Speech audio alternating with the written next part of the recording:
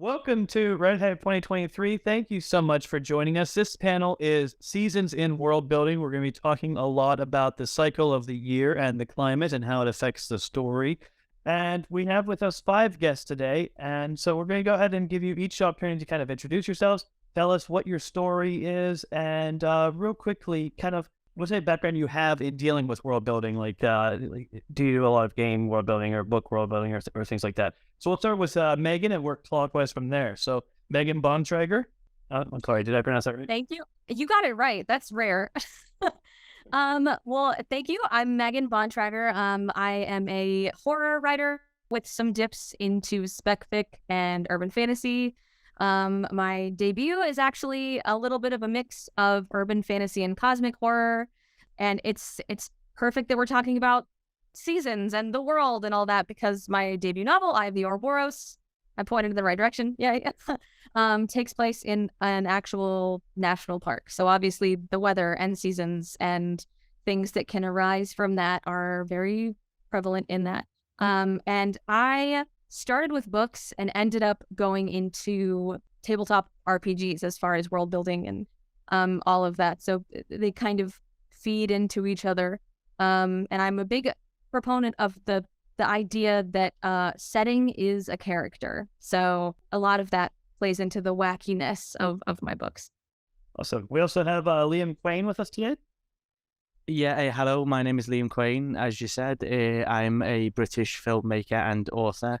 I've had a novel out for 2 years now. It was my debut. It's called Road to Juno, and it's a sci-fi fantasy war story set before and after World War III, and it's about 3 cosmic gods who feud with each other to manipulate the fate of the human race and maybe the entire planet itself. And I was just gonna pass it along. Matt Phillion. Thanks. I am Matt. I am the author of a superhero series, young adult superhero series called The Indestructibles, and a couple of spin-offs. And then since we're talking world building and seasons and stuff, I had shifted from a series set in basically our world, which makes things a little more easier. And my more recent work has been with a RPG adjacent fantasy series. So actually building a world from scratch after having been spoiled by writing about our world has been an interesting experience the past couple of years. So I'm looking forward to hearing everybody's thoughts on that, because it's building a world from scratch is a heck of a lot different than building one that you live in, isn't it? So. Patty Tavormina. Hi. Yeah, this is my 3rd or 4th year with Ride Hive, and it's been a lot of fun. I write climate-based science fiction. I have several books out in e-format and a couple in print as well. And I got into that after working in planetary science for a number of years. So I think that's where my most recent world building inspiration comes from, is taking courses on how Earth evolved and developed and built itself up with, magneticism, all the factors that give us the rich environment of the Earth that we know and love. And based on that, it's a lot of fun to say, well, what if we didn't have a magnetic field? What if we didn't have a moon? What if we didn't have a tilt to our planet? So last year, I enjoyed being on the geography world building panel. And this year, it's fun to get into seasons to kind of continue thinking along those lines. So thank you. It's great to be back. And finally, Joseph Samaniego. Did I get that right? Close. Samaniego. Samaniego. Yep. Okay. It's not pronounced the way it's spelled. Right. I was trying to look at the pronunciation guide, but I never know what to do with AHN. Yeah, I hate doing those two, by the way, because I don't know how to pronounce it. I always pronounce it differently every time I say it. So, yeah, Joseph S Samaniego, fantasy author. I've done historical research. That's where a lot of my academic background is in history. So seasons are extremely important when you're studying and researching history, because it plays into a lot of the culture, everything, from the way people move to everything. So it fell naturally into the fantasy books that I've written, because most of them are high fantasy, epic fantasy. I've started to dip into some of the ethereal fantasy as of late, like the one above my shoulder there is a little less high fantasy and a little bit more weird fantasy. But yeah, seasons are definitely important in all my books, as well as food, because I tie that in as well. There's always a recipe in every single one of my books. So, just gotta find it. Awesome. And I am your host, Tim McLaughlin. Have a few stories out, but the let's kind of get into the primary or the big idea of the panel. Really, like I said, we're talking about seasons. We're talking about the cycle of the year. So let's just kind of start by talking about how do you guys determine where in the year your story is going to be set, or where you're going to start, and how that's going to affect the story. Like, what's your thought process in going into where your story begins in terms of the year? I like to usually start mine off. If a season is going to be playing into the beginning of it, I will say one of my more recent books, it did come down to a major event happening around a particular time period. Kind of like what Matthew was saying. What I think we've all kind of touched on is we use our own knowledge of the seasons and probably the holidays within the seasons to kind of influence what we write in our books. So in one of my more recent books, I did use and you guys are going to forget, we're having some bad storms here. So if you hear some thunder, that's what that is. It's just atmospheric. It's great. Yeah. And then actually that works too, because, but yeah. And so I used the Yule season that we all know and a lot of us know and love, and incorporated that into one of the books because it was a big jousting tournament at that same time where the main character was going to have a, kind of like a core memory event happening, so to speak. So I really wanted to incorporate that in, but to get to that point, that meant I had to go through the rest of the year leading up to that. So, it's kind of starting off, knowing where I wanted to go and what would it be like in the months leading to that type of thing. I was just going to say, bringing up the Yule season, for a while, I would write a Christmas short story set in my same world, as a gift to my readers every year, while I could keep up with it. I ran out of steam. It's very hard to write a 3,000 word short story based on the holidays every year, but like that was something like, thank you for reading my books. Here's a little holiday story. I hope you like it. And just being able to tie, because all the physical memories that a lot of people will have at that time of year, and depending on what your own experiences are, what times of year you have the most physical memories for. Sometimes it's helpful as a writer to be able to pull on those. Well, I'm just noticing that because I'm on a laptop, every time I laugh, my screen shakes, so it looks like I'm in the middle of an earthquake. I'm not. Don't worry. Or worry, one or the other. When it comes to like the times of the year, I was very specific with my debut novels. The time it starts and the time it ends, because there's a very specific number sequence that plays a big part in it, and it's very basic, but it's the number 16. So the time of the first chapter opens at 08:08 a.m. and because it's about a fish out of water character who finds that they've got like superpowers and it's hereditary. He gets given his own rebirth day, and the point of rebirth day happened to fall on the 8th of August in the story, but that's it. There's this big kind of connected string of numbers that run through the story, kind of influencing its outcome. So in the story, it's coincidence that that's the day chosen, but once you've finished it, it's not.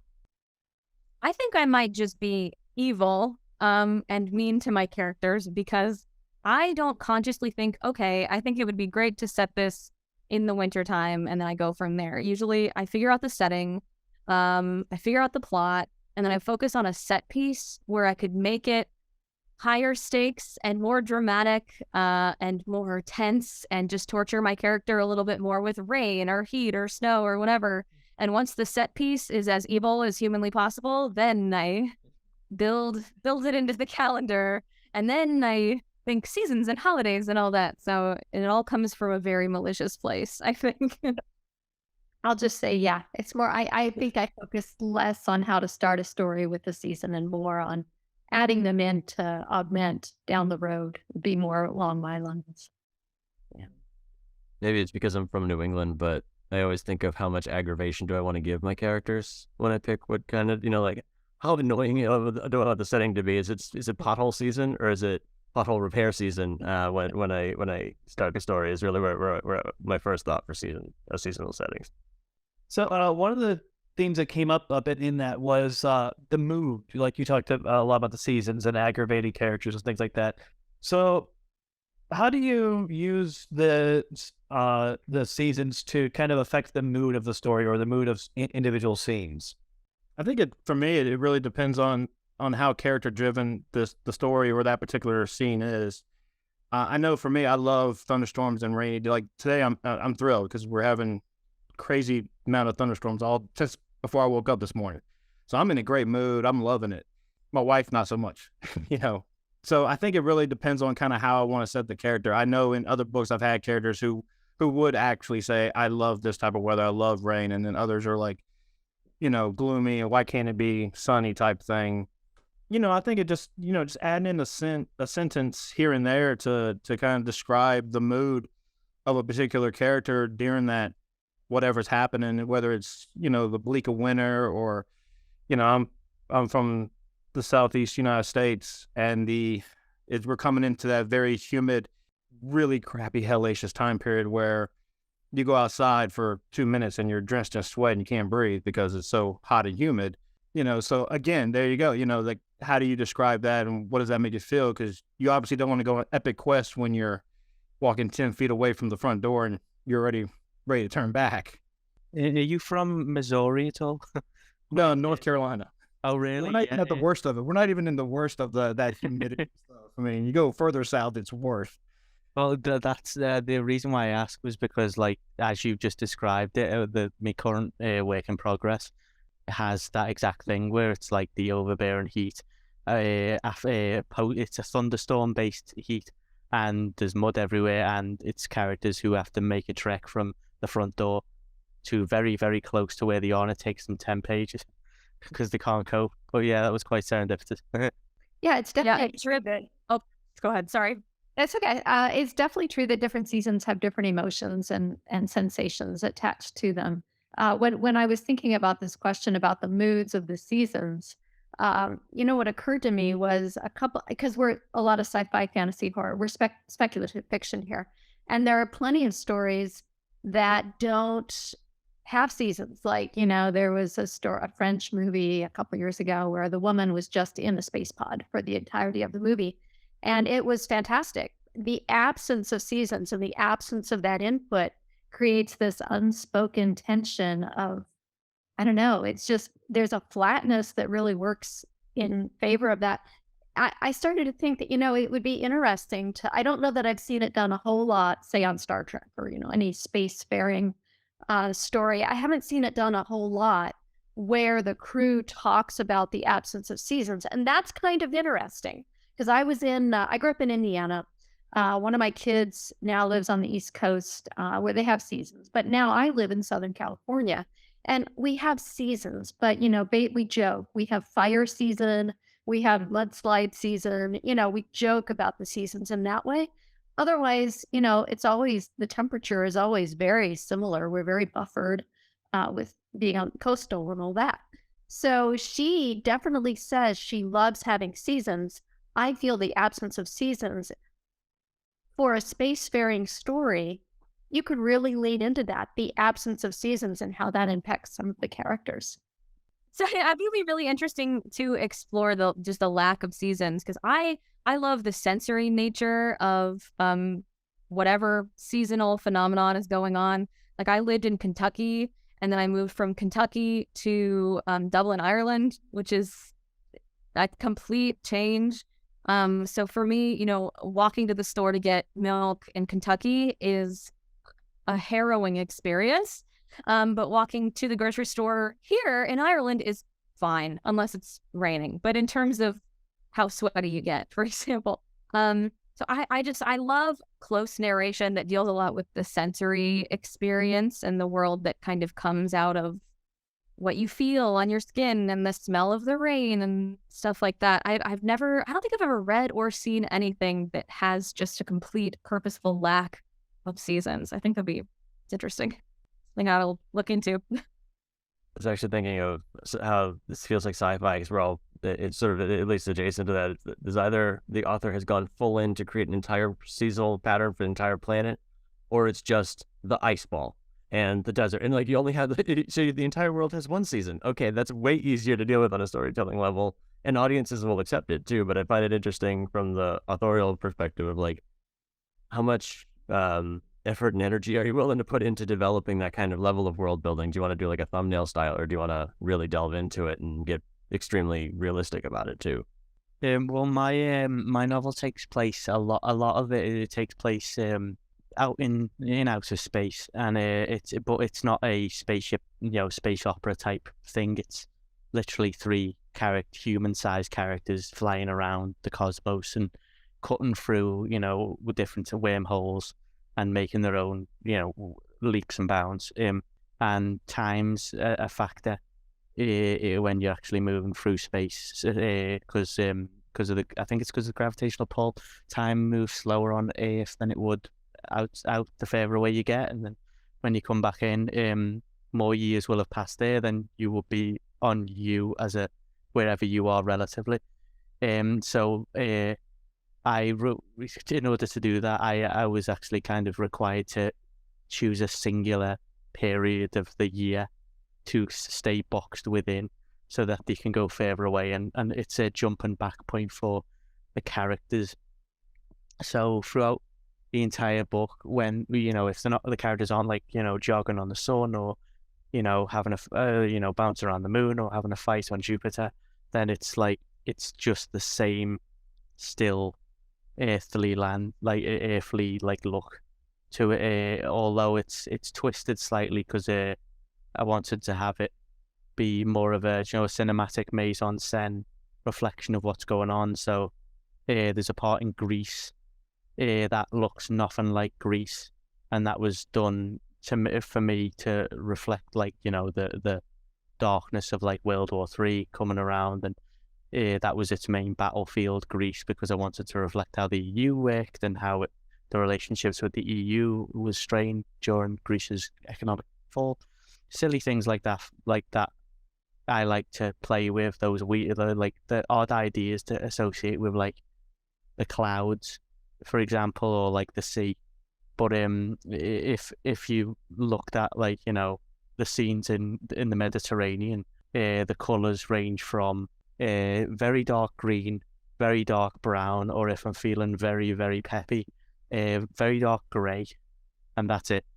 So it's like it's very unrealistic, but I chose to like keep the weather bound to itself in this like strange manipulated biome style stage setting really. It's very melodramatic.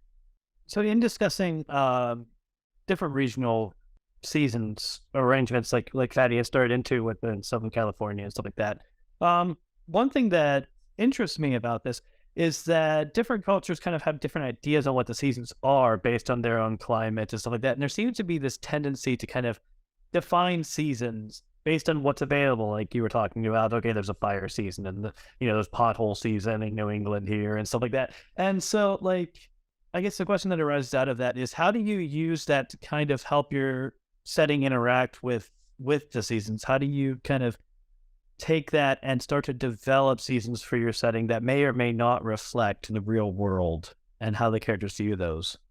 I can jump in real quick. I'm not sure if this addresses what you're asking or not, but I'll go ahead and pipe up that I sometimes work with very overt political themes because I write about climate. So there's often like political debate, on the floor of the council chamber kind of stuff. And with seasons, to bring that in, sometimes I'll bring in the monsoons or the cyclones or the hurricanes, whatever the different parts of the world might call the different weather events.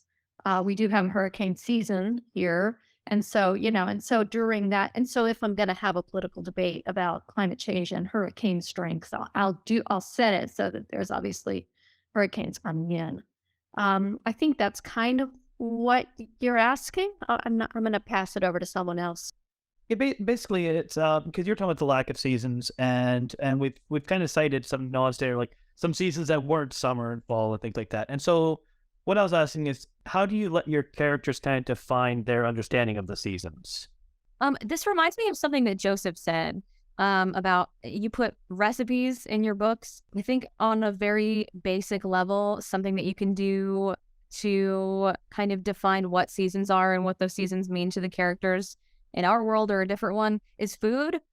Farmers are gonna exist in most settings, and I think one of the most simple, not that farming is simple, one of the easiest ways that you can kind of define what the seasons mean to the world, what the world means to the people, and how they all interact is, what's in season, what are people eating, what are people growing, what are they trying to grow but can't. So it's not to piggyback off of Joseph's idea, but it works.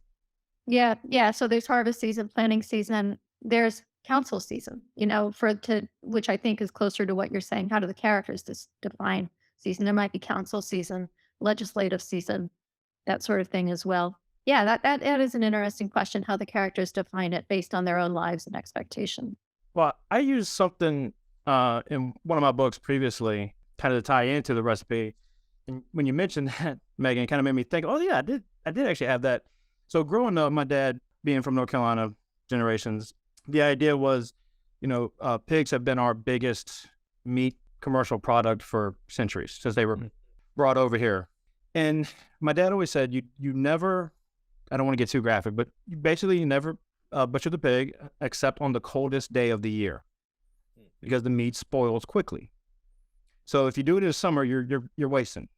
It was for nothing. But if you did it on the coldest day of the year, you had time. And so I incorporate that in one of my books because obviously barbecue, the real barbecue that we have here, is that's one of the recipes I incorporated in that book. But it was part of that actual season because it was like, we're going to do it this day and we're going to get everything ready for the kingdom. That's what we're doing. So it was like a celebration, so to speak, that they knew that was their big day for beginning their preparation for the food for the coming after the harvest is done and everything else coming up. And then in another book, actually this one here, I incorporated something from my mother's culture because my mother is Hispanic, but instead of calling it Dia de los Muertos, which everyone knows famous, I just called it the dead days. So forgive me, Grandma, but and the basis was that the characters would do spells and wards to keep the dead and within their tombs.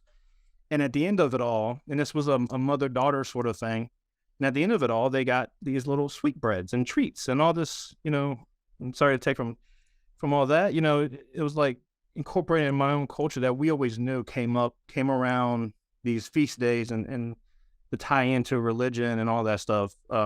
We always kind of knew and it was always expected. So, it was kind of something from my own heart and thinking, how can I incorporate that? And what can I do that the characters would do that I did maybe, or that my family did? What traditions? And incorporating that. And another great tradition we have here in North Carolina is hurricane season, because we have that too. And we're about to start that. So I love that too, actually. Less for world building and more for character building, because in New England, everybody has the seasons they don't like versus the seasons. Like there's winter people, there's summer people, there's people that cannot wait for spring, and it almost feels like everybody's defined by what 2.5 months you're actually comfortable, and then you're kind of miserable the rest of the year. So I could tell you like what season each of my characters prefers, because that's what I grew up with. Like I know people, the minute it gets cold, I gotta put a coat on. Like it's like they can't. The snow starts to fall, and then other people, the minute the snow starts to fall, they're out the door and can't wait. So I use that as like a character defining thing. Like how is it the time of year that defines them? Because it really does kind of feel like almost everybody here has that time of year that is theirs, and the rest of it can please go away as fast as possible. And actually, bringing up hurricane season, my very first book, the antagonist was a sentient hurricane because of how much anxiety that causes everybody. Hurricane season, no matter what part of the world you're in, if you have one, it's like high anxiety. And what happens if that's a thinking creature as opposed to naturally occurring? So using weather patterns as an antagonist, even if it isn't, it could actually. We see survival horror all the time, right out in the snow or wherever, like using seasons as a villain, even if it isn't a thinking, feeling creature. That could be a pretty powerful theme too. Well, there's me thinking I was very clever for making a sentient storm in a future we're work in progress. Sorry. And I take that as a compliment. And I do it out of wish fulfillment, really, though, because I'm jealous of like some of your weather. Not the heat. I'm not a beach person. I refer to it as beach person or city person. It's a very childish, small way of doing it, but I need the simplicity. Usually are all talking about like exciting weather. To me, it's exciting, like thunderstorms and hurricanes. I know they probably aren't really. They're probably like terrifying, but we don't get that in England. We mostly throw things at each other, and that's our storm. And we run around screaming in the streets. We don't do any of that, but we're about to in a couple of days because there's a coronation going on. And be bothered. I hope the hurricane hits for the first time. No, that was terrible. But there is a very specific wish fulfillment in how I go about things, just because I don't know, I like other countries, like I like Japan, I like America, I like Canada, I like Iceland. But they're all very typical filmic locations, and a lot of people like share that attraction to these different exotic locations. Well, they're exotic to me, and so my first instinct is to kind of focus on a character rather than like the seasonal environments. But with the work that's coming up with, a lot of people are going to be writing about the climate and climate change, climate emergency. That's good. I think it's going to be like the main trend now, is everyone is going to start off with the note first rather than character name or book title or story, film title. It's literally just going to be what weather that the characters are stuck in first in the opening. Now, you do raise an interesting point there, in that obviously we each have very different experiences of weather and view different types of weather and seasons and things as exotic. Like I'm from Western PA, which is on the edges of Tornado Alley, and so I grew up with tornadoes being commonplace to the point that they don't strike me as unusual or particularly interesting. They're just a thing that happens every summer. So how does kind of your experience of seasons and the cycle of the year kind of impact the things that stand out to you, that seem more interesting to bring into the story? And how does that define the seasons that you end up using and how you create them? Well, I mean, I'll start this one off and be quick, because I've already kind of mentioned it a few times. You touched on it a bit. A couple of my influences, so I definitely love doing that, because it gives me a connection to memories and family and hopefully what other people who may be reading it can relate to, because a lot of what I do use it's not so unique to my family. This is how it was regionally or culturally. So I like to incorporate a lot of that as I gave examples. And anytime I can do that, I really would love to and do more. And I plan to do more, and I am doing more. But I'm excited to hear what you guys think on this too. I always think of in choosing. There's an old baseball player. What do you do during the winter? I look out the window and think of spring. And I was actually looking up the quote, like, it was Roger Hornsby who said it, and it's like how defining that is for a character. Like, my life is on hiatus until the season that I want comes back around. And I was a very terrible baseball player as a kid, but it was still the thing that I liked the most. So spring meant a lot. That was the beginning, the thing that came back that I loved. And I also hate the snow. So it's like, I cannot wait for this to go away. And to the point of, where we're going to kick things off. I mean, what is the classic opening line for a book? It was a dark and stormy night. Like, we're taught as writers, the first sensory thing that you think of is not necessarily the seasons, but weather and everything that's connected to it. I'd love to hear how everybody's kind of addressing, because the weather is changing on us, right? Like, the world is not the same that we grew up in. I know that's something I'm conscious of. Like, oh, am I dating myself by making a reference to something that is typical weather now? Is it going to be gone in 20 years?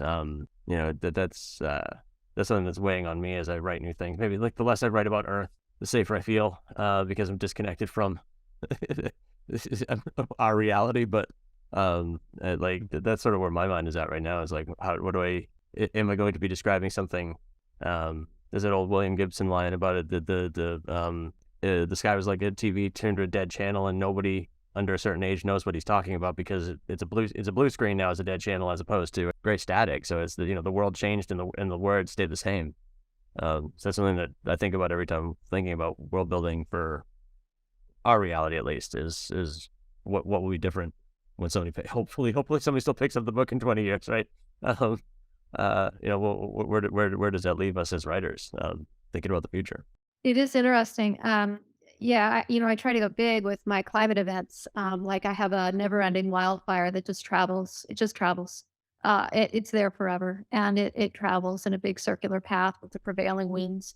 And I think to myself, well, this would never actually happen. Like I can't figure out how this would actually happen. But I bet in 20 years, who knows? It's like sometimes we think we're going big, and then the world goes bigger. You think you're describing something that could never possibly happen, and then lo and behold, it happens.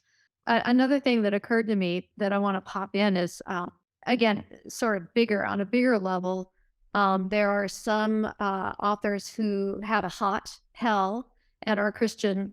Those of us who were raised in a Christian tradition have a hot hell, but on some built cultures and worlds, the hell is cold. It's cold as hell. And I think that's interesting to think about characters or cultures and extremes of temperature and extremes of seasons who define hell as that very cold place instead of the very hot place. And that can kind of trickle to language and so on. One of my favorite sayings during the winter, if it gets bad enough, is it's cold enough. It's like it feels like hell for people that like hot weather outside. Like that would be like the way I describe December in Massachusetts right now. So. When it comes to like taking, is this about like taking from your own experience type thing? I always try and do the opposite, because I don't think I'd be able to write if it was about me. I don't find myself very interesting. I've gotten on to learn from myself. I think it's the British self-deprecation thing, but there are overlaps. Like the main character in my novel is he's eventually grows like a lot of muscle and gets a lot of athleticism put into him based on like his own will. And as you can see, I am an absolute Adonis, and that was the only thing I told. No, that wasn't true at all. I honestly I can't write about myself or my environment that easily.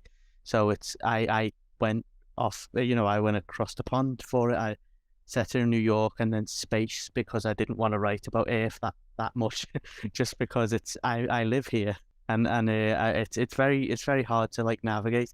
And when it comes to like the type of the environment you live in and stuff like that, like I don't live in a city. I've never lived in this. I have lived in a city, but only for like a small number of years.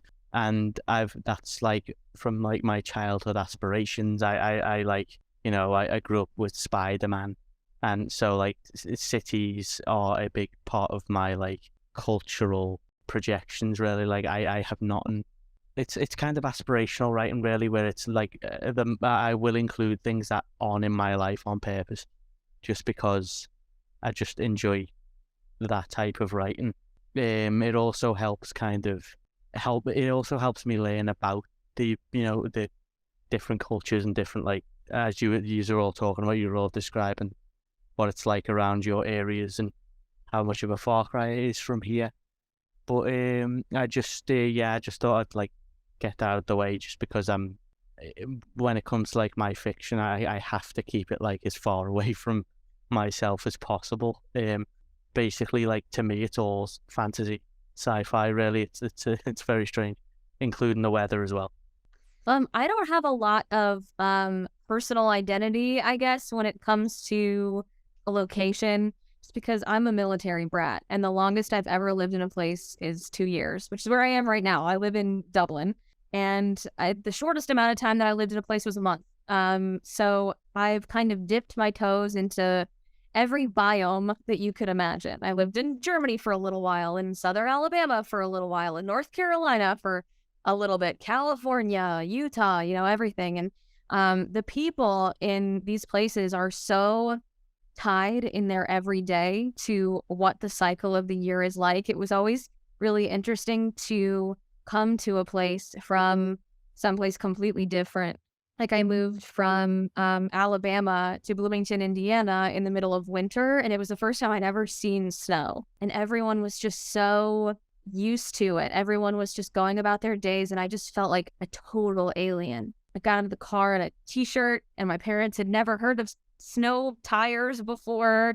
And so the lived experience of the people in Bloomington who were just doing their thing was totally alien to me.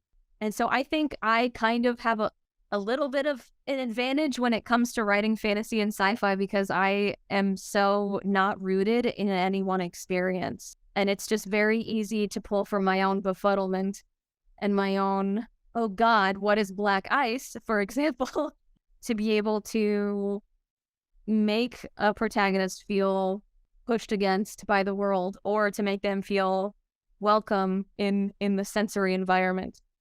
I will say though, I love thunderstorms. That is, I have to agree with you, Joseph. They're nice. They're cozy. That's the one thing I took from living in the South. Is thunderstorms are good. I sort of laugh at the black ice comment because I lived in Galway for a little while and I didn't know what freezing frost was, which is just black ice, right? And the panic that ensued, that there was freezing frost, and the friends I was with were like, it's freezing frost. I'm like, what is it? I look it up. I'm like, oh, we have black ice in like May in Boston. Like it just happens, and it's just funny how your experiences of where you've been, like just thinking like, oh, the tornadoes, they just happen, and like tornadoes are the most terrifying thing I could think of in terms of a weather event, and you're just like, yeah, it's just something that happens in the summer. It's just amazing the human capacity to accept and get used to something that's in your environment. It's just like how adaptable we are as a creature. You're right. It's insane, because my husband is a Florida native, and the first time I ever went through a hurricane season in Florida, I was ready for the apocalypse. I was like, where do we get sandbags? How do we board up the windows? Where's my cat? I'm like freaking out. And he's like, okay, I have rum, I have Doritos, I have mixers. And I'm like, we're dead. And he's like, no, we're fine. We're just gonna get drunk for a week. And I'm like, it's the end of the world. So it's just the difference is crazy. So I was gonna say, yeah, we had that because growing up, it was always, okay, kids, here's your map. We're gonna track the hurricane as it comes, because you have, weeks usually, to know, or at least a week, and it's like, okay, we're tracking the hurricane. The news puts on this interactive tracker, and it's like a big event here. Now, tornadoes, I will not mess with. Bad experience when I was a kid in a February tornado, and if from the south, and if you get an off-season tornado, that's usually the real bad ones, and that's the only weather I am afraid of. I've been through everything else. Been through earthquakes, which I don't know if that's really weather, but I've been through all the other scary stuff. I've driven on black ice, unfortunately, and lived to tell the tale. But at 2:00 in the morning. But you know what? The hurricanes we party for those. But I don't want to minimize that they are very dangerous and can be very bad. But it comes with, I guess, that North Carolina or Southern used to it culture type thing.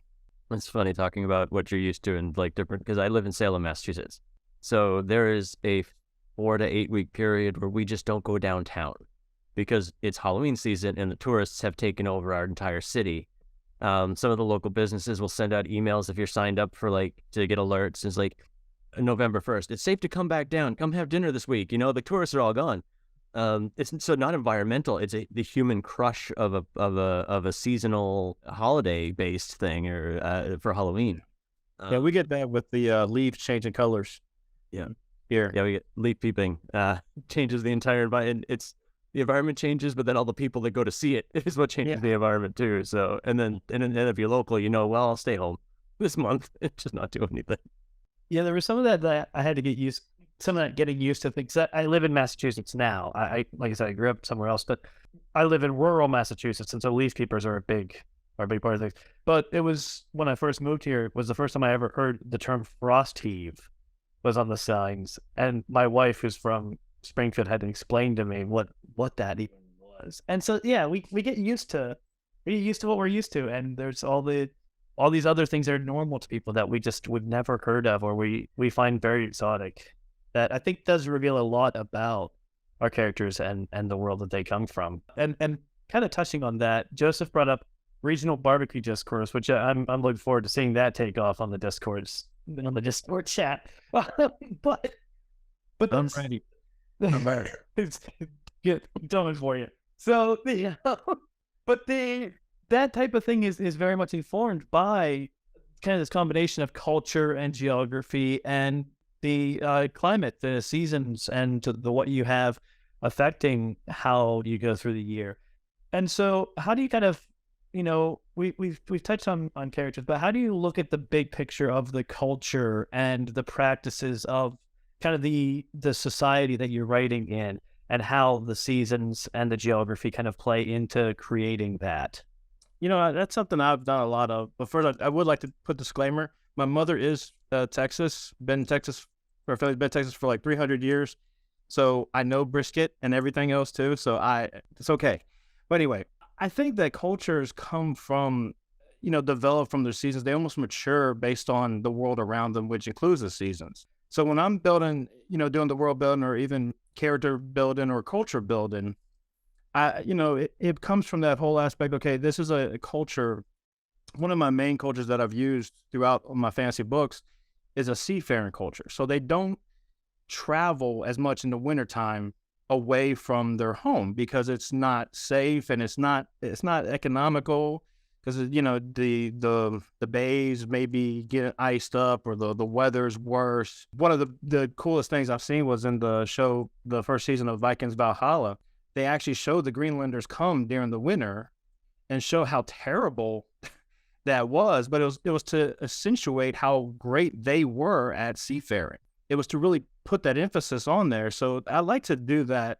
And when I'm forming these cultures and forming these characters, because what then you can do is really kind of hammer in the point of what they're skilled at or what they may be not skilled at. It also goes back into their whole, if you have a religion in your books, if you have these characters follow a certain faith or certain belief system, historically, a lot of that was tied to the weather.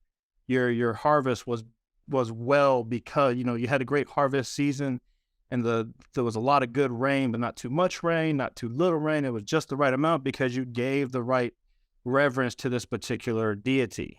And so it's almost like it forms like, well, why are we not doing good? Why is our crops always dying? Oh, well, we're not doing this for the season. We're not offering this amount of sacrifice type of thing.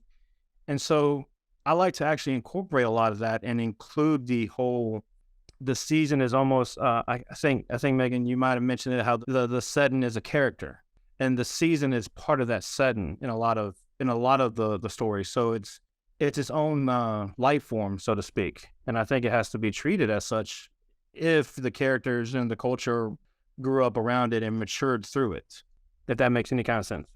No, that does. I was thinking about that when it comes to, like, there's a big split, like a big dichotomy between the East and West when it comes to, like, the different, like, their stories, what their folklore and culture is built up on. Like in, China and Japan have, like, they plan their whole year around their seasons and have, like, seasonal events. And I know that sounds similar to what we have, like, with Halloween and Hanukkah and Christmas and all that stuff, but theirs is just regarding the climate, just the change, like how crickets and different insects appear, which I know American, that's in some American states, I know they, like, have some sort of, like, cricket time or whatever, where, the chirping comes out and they know it's a certain time every year, when everything's, like, breeding or whatever. But it's like, their like stores change around it, like, like the vending machines you see in, like, typical Tokyo scenes and stuff like that. Like, their vending machines are, like, swapped out depending on the time of the year for, like, cold drinks or hot drinks, which I don't know why every country doesn't do that, because it's an amazing idea. But because they have, like, these coffees in a can that are hot, like, it's like, it's so simple, but it's, like, otherworldly to, like, me where I am. My culture doesn't have a lot of folklore to do with, like, the environment. It's always a folk hero or a specific, like, figure. There is one though, which is a reflection of, the changing times, the spring mainly, and it's called the Green Man. And if anybody has ever seen anything by Alex Garland, like, I don't know if you've seen the new film Men, like the recent release, or everyone will have definitely seen, like, Annihilation, I think, where there's the frozen bodies of people, like, mixed in with nature and they've been overtaken by the flowers.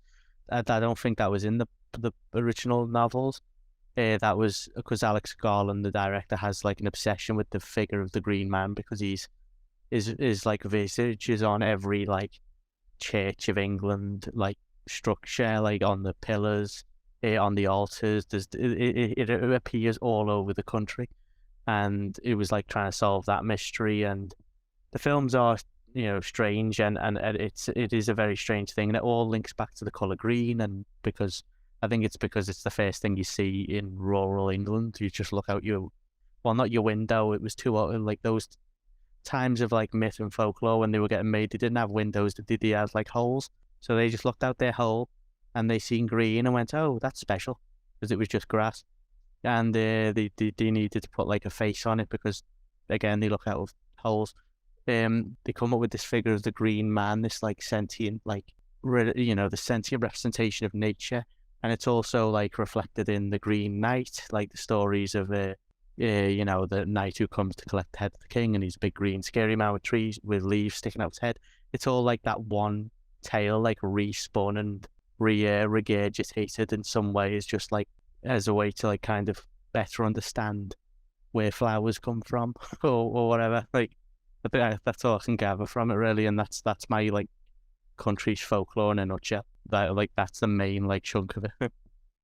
Yeah, the idea of nature and seasons and all of that informing our traditions, and it's rich. There's a few other things that come to mind to me as well in terms of cultures and seasons. I think all of us, the school calendar, for example, how the school calendar is built ties into seasons. And there's, that's like one step removed from maybe, the farming season or whatever. It might be a step removed from, we don't, anyway, that's seasonal. A lot of young adults sort of, or new adult coming of age can be tied into a school year. So that's another way to use seasons that doesn't rely on traditions or, holidays or whatever. There are fashions, I think, that, I remember learning, you never wear white after Labor Day. God forbid you wear white after Labor Day. So there's some things very subtle like that. There's, boating season, especially maybe 100 years, I don't know, still the case. Decades ago, people would come out in their boating hats and all of that. And, I think it's interesting. We just watched Castaway last night, and I haven't seen it in 20 years, but it's this Tom Hanks movie, and he's on an island and he figures everything out over several years. He figures out how to make a calendar on the cave wall where the sun hits, so he knows what month of year it is. And he's figured out when the winds blow this way and when they blow that way. So he figures out the best time to leave the island based on, how long does he have to build the raft, based on the prevailing winds that come with the seasons. So, so sailing and those sorts of things can also be impacted by seasons. I feel like a lot of cultural conventions and things like that are born out of necessity first, and they just kind of evolve into the fun stuff.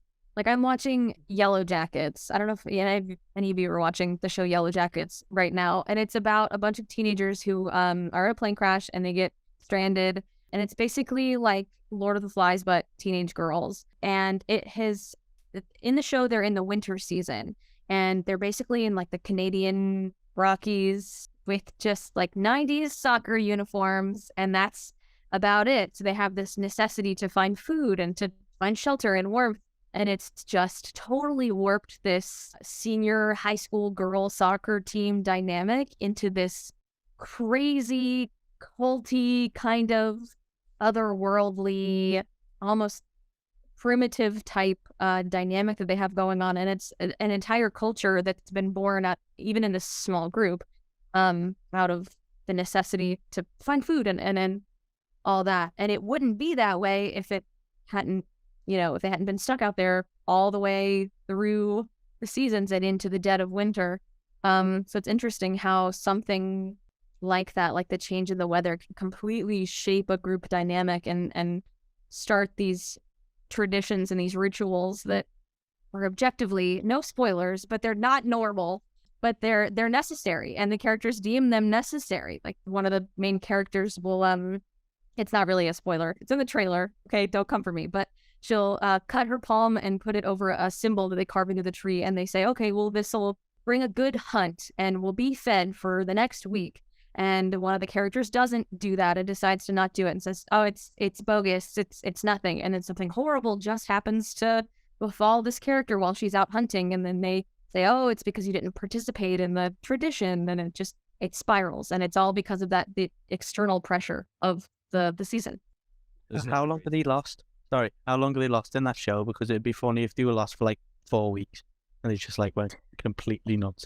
It's interesting. It's dual timeline. It's some of them as adults and then some of them as teenagers when they're lost. And it's pretty long. I think right now in the show it's been 9 months because one of them you find out early on that she's pregnant. And next week she has the baby. So it's been that long. And even that too is just very affected by, the idea of motherhood and identity and even the way that they're going about having this baby in the wild is so totally different, all because of the things that have come from this weird woodsy cult situation that they have going on that would not have ever happened otherwise in a high school locker room. Hopefully. It's bringing the idea of how much ritual comes out of seasons and how much story you can get out of that as a writer, whether it's real world or characters making up their own rituals in a story in the real world or a fantasy setting or a science fiction setting. Those things that you do it because that's what happens during the season, and there might not even be any real logic to it other than that's just how it's always been done. It's a rich soil there for writers to dig through, especially because you don't have to go too far in our own world to find some inspiration for other settings. I'm always amazed at how much weirdness happens in our own reality. That's like, that could have been a fantasy book if I hadn't read about that in history. That could be straight out of a fantasy or sci-fi novel, but humans did it right here, So, and there's so much material there for us to pull from. And the changes between seasons is just it's rife with it. So a lot of what we've been talking about with seasons is very experiential or very character-based or very kind of conceptual. But I kind of want to get into more, I guess, practical, like actual nuts and bolts design. And I imagine Patty's going to have a lot to say about this. But like, how do you use your understanding of how the seasons actually work and how geography actually works and how your world is set up and stuff like that to kind of design the nuts and bolts, how the seasons actually function and what types of things are actually going to happen in this season, in this setting? Yeah, the planetary physics, I'm not going to get into that, but it's like tilt and spin and orbit and everything. But that's certainly, if people want to get into the hard science of it, it's very worthwhile to do so. And maybe some of the other panelists have things to share with that. But on that question, from a different slant, if you think of the planet as more than just like this rock, if you think of it as, yes, geology, biology, chemistry, physics, all of that, everything is so tied together. So, for example, the bird song that we hear in springtime is very different from the bird song that we hear in the autumn. You hear baby owls have a very different sound than adult owls, that sort of thing. There are, we've already talked about festivals and rituals, but the idea of breeding seasons and tying into hunting seasons, tying into fishing seasons, all of that. Of course, animals breed in the spring, but there's also a periodicity with humans and seasons because there are more babies born in August through October than there are January through March. So we also tend to conceive more frequently in the winter, which is kind of wild and kind of really cool. And, it could be that on other worlds, that would happen too, or not. But the thing that I like about all of this, when you think about it holistically, like biology, geology, all of it, you can start to pull on it. So I frequently get comments from readers that are like, how long is this taken? Is this still the same year? Is this the same week? Is this the same month? You can pull on all of this to help a reader sort of technically move forward in time with you, because showing time passing is an important part of, like, story is movement. It's character movement, it's emotional movement, it's change. So the more ways you can show that movement, I think, the more effectively you are carrying a reader through story. So you can talk about spring flowers, and then the next scene you're talking about the autumn colors, and they know instinctively that they had moved forward several seasons. But if the Earth was straight up and down, we wouldn't have the same seasons. So I'll just leave that at that. Yeah, how much did the rest of you guys use kind of hard science or hard rules to kind of shape your seasons? Oh, sorry, go on. No, I mean, I was just going to say that, but we were talking before the panel began, I draw maps for my books and for the regional maps and stuff. And I definitely use the science behind the ocean currents to create those maps, because I'm not going to have, there's a lot of things you can see and study, and it just shows you how the vegetation grows based on the climate in that area. If you look at like the equator and you look at especially if it's going across Africa, going across Congo, you have that rainforest there.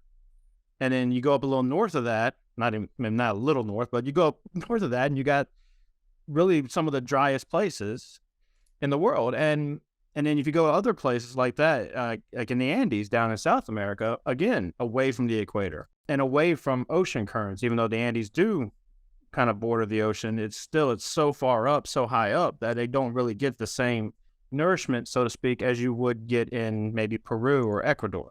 So there are some scientific facts there based on the ocean currents, based on the wind. I know Patty brought up with Castaway, which, yeah, he did measure that stuff, and humanity has been measuring that for years in much the same way that he did, that Tom Hanks showed. And so I do use the science when creating the maps. Now, do I use the science in writing the story? If it contradicts my map, I will. I mean, I won't. Sorry, I won't contradict my map. That's like the cardinal sin for me, is don't contradict the map. But as far as writing a story, I look at the fantasy and it's like I can create the season how I want to create it, and make it my own, and make my own rules for the weather and the season. Maybe it does do this. Maybe maybe rivers do, flow uphill in some areas, just because it's a world I'm creating. It's not Earth. So the answer would be yes and no, and on that. The old fantasy physics rule. Well, I was just going to add on to that, actually. I'm in a similar boat to Joseph there, when it comes to like how you actually utilize like the science in order to reflect, like represent the world you're making. I kind of had like my rule of three, which was hard science, soft science, and the fictional science. But I did try and keep it as grounded as possible. Everything had to make sense, like, to me, like there had to be a reason for it. It couldn't just be willy-nilly. So my characters can fly, and one of them is a show-off who's very, very powerful. So I decided to say, I decided to not have them fly in the first demonstration. They wanted to go overboard, so I wanted them to tilt the Earth instead themselves. But if that happened in real life, we'd all fly off it and fly out the windows, and the Earth would just be. I'm not sure how much damage it'd do, but I don't think we'd survive if even if the Earth stopped spinning for like a second. It's the amount of catastrophic damage that would do, and it's even just stopping the rotation of the Earth for a second.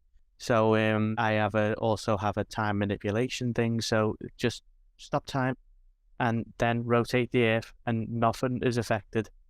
That's how it was for me. It was like, that's me fictional science. But the reason why they were tilting the Earth is because they were about to go to the moon, and they wanted to get a better, jump off point from the Earth to the moon, using the location where they were. So that it was like trying to like manipulate the world, like as if it was like kind of a video game type thing.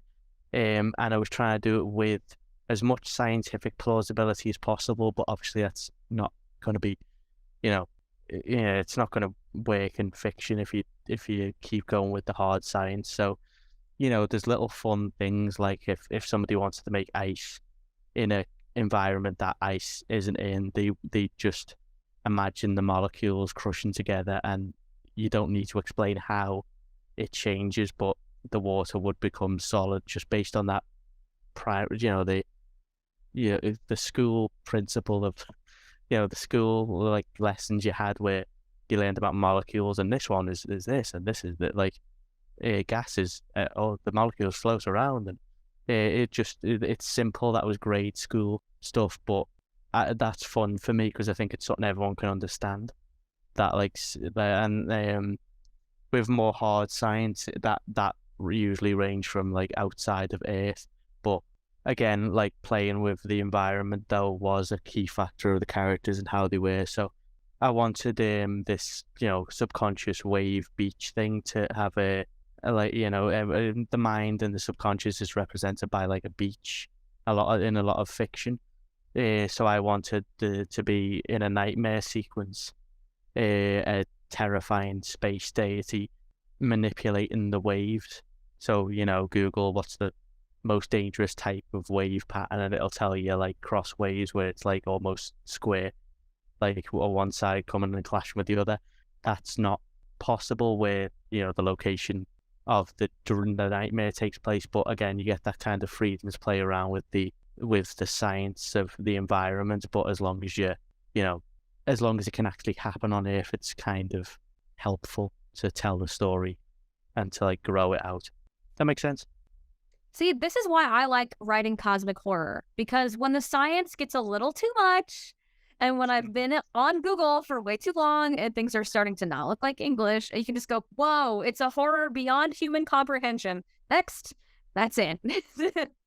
There's something science just, it's Cthulhu. Next, that's, I was going to ask if anybody else gets into a research death spiral where you have to cut yourself off. I was doing a map, and I'm like, how did deserts I should know how deserts get made. Like, this is something, I am X number of years old, I've been an author for this number of years. Let me look up, where did deserts come from? And suddenly, 6 hours later, I'm like, I know a lot about where deserts come from, and I don't know how useful it is for the story, but now I know it. It happened with trying to calculate how long it would get from Earth to Saturn.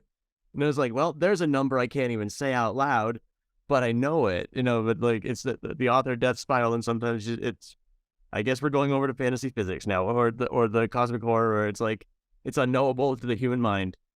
And sometimes it's unknowable to my mind, and I'm just going to roll with it for now. So my favorite loophole. It's like, I don't know. The characters don't know. Whatever cosmic forces are out there making this story happen. Oh no, so scary. That's the explanation. That's it. One of my oldest friends writes hard science sci-fi, and I write a lot of magic. And he goes, man, you're lucky. You could just magic. He doesn't have it's like, it's just, that's the explanation. It's magic. Everything.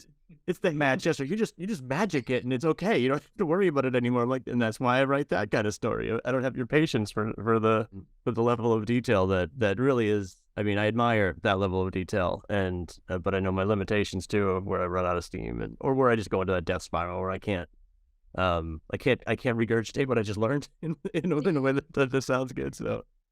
No rules, just right. Just make it up.